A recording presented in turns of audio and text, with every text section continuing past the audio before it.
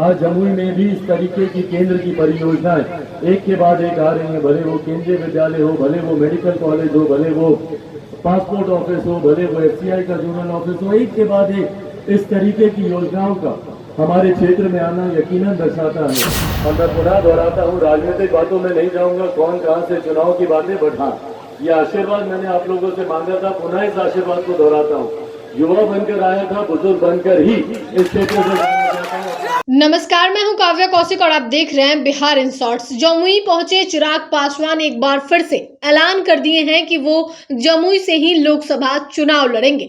आपको बता दें कि पिछले दिनों जहां चाचा और भतीजा यानी कि पशुपति पारस और चिराग पासवान में हाजीपुर सीट को लेकर बयानबाजी चल रही थी, दोनों एक दूसरे को कह रहे थे कि हम हाजीपुर सीट को नहीं छोड़ेंगे। वहीं चिराग पासवान का ये कहना था कि हाजीपुर सीट जो है उनकी माँ जैसी है और माँ को कोई नहीं छोड़ता है। वहीं पशुपति पारस ये कह रहे थे कि हाजीपुर सीट से वही चुनाव लड़ेंगे। और जिसके बाद आपको बता दें कि चिराग पासवान जमुई पहुंचे हुए थे और जमुई में भाषण देने के दौरान, सभा को संबोधित करने के दौरान उन्होंने यह कह दिया है कि यहाँ युवा बन के आया था और बुजुर्ग बनकर ही जाऊंगा। सबसे पहले आप चिराग पासवान को सुने कि वो क्या कुछ कह रहे हैं। लगभग 2800 करोड़ की ये रेल परियोजना है, जिसके पहले चरण का काम जो झाझा से लेकर बटिया तक लगभग 22 किलोमीटर की इस योजना का शिलान्यास हो चुका है। उस पर कार्य शुरू हो चुका है, उसका सर्वे का कार्य पूरा हो चुका है और इस वक्त इस बार के बजट में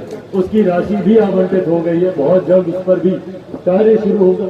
ये तमाम रेलवे से जुड़ी ऐसी योजनाएं हैं जिसका सपना कभी हमारे पूर्वजों ने, हम दोनों के पिता ने देखा था, और आज जब उनका ये सपना पूरा हो रहा है तो यकीनन न सिर्फ एक सांसद होने के नाते, एक पुत्र होने के नाते भी मुझे गर्व की अनुभूति होती है। और अंत में मैं हमारे देश के प्रधानमंत्री और हमारे देश के रेल मंत्री अश्विनी वैष्णव जी का विशेष तौर पर मैं धन्यवाद दूंगा, जिन्होंने लगातार मुलाकातों में जिन्होंने इस बात का विश्वास दिलाया कि उनकी पैनी नजर देश के हर एक कोने में है। जमुई जैसा क्षेत्र जिसको नक्सल प्रभावित क्षेत्र कहते हैं, जो कि मुख्य धारा से एक लंबे समय तक कटा रहा, आज जमुई में भी इस तरीके की केंद्र की परियोजनाएं एक के बाद एक आ रही हैं। भले वो केंद्रीय विद्यालय हो, भले वो मेडिकल कॉलेज हो, भले वो पासपोर्ट ऑफिस हो, भले वो FCI का जोनल ऑफिस हो, एक के बाद एक इस तरीके की योजनाओं का हमारे क्षेत्र में आना यकीनन दर्शाता है कि वो दिन दूर नहीं जब जमुई बिहार के सबसे विकसित जिलों में से और जमुई लोकसभा बिहार का सबसे विकसित लोकसभा होगा। ये विश्वास आप लोगों को दिलाकर जाना चाहता हूँ। एक सांसद के नाते निरंतर मेरा प्रयास रहा, आप सबका साथ मुझे भरपूर मिला, आप सबका आशीर्वाद और आप सबका साथ मुझे इस दौरान भरपूर मिला। और मैं पुनः दोहराता हूँ, राजनीतिक बातों में नहीं जाऊंगा कौन कहां से चुनाव की बातें, बट हाँ, ये आशीर्वाद मैंने आप लोगों से मांगा था, पुनः इस आशीर्वाद को दोहराता हूँ। युवा बनकर आया था, बुजुर्ग बनकर ही इस क्षेत्र से जाना चाहता हूँ।